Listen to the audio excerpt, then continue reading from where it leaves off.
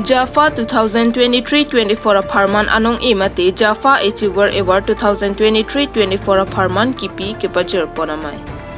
Aningkan bang ason thak-thaksi arkoi ni phai truck arni JAFA 2023 apharman anong-Eh mate JAFA Achiever Award kipi kepajir ponamai Guwahati PWD Convention and Training Center along kepaman pon.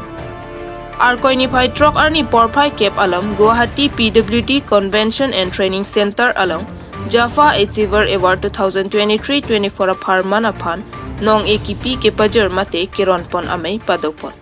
Labangso JAFA Achiever Award kepajir pon along aluhia manpen kachetong dun lake Kokrajhar MP Naba Sarania, Assam Agriculture Minister Atul Bora, Assam Sahitya Sabha Amaipu Dr. Surya Kanta Hazarika, JAFA Abidi Sarpo Longsing Teron Lapen, Guwahati Press Club, APCU Lapen kapre kethe kiding manpeng kedotum chetong dunsi Mayardi Pidun.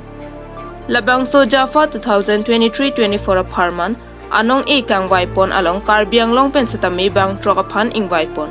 Labang truck pen bang ke thom ke pherang ke aman pen si chepalong dunlo.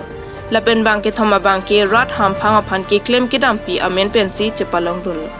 Bang ke thom pherang ke aman pen JAFA anong-Eh ka chepalong duna bang pulake Ran Rongpi Karbi Daily News Pen, Papu Bora Lapen Mohen Rongpi, Mohanjan Kro, Prasanta Ingti Lapen Agustin Kramsa atumsi Hamphang aphan ke claim ke dampi amen pen JAFA anong-Eh chepalong dun.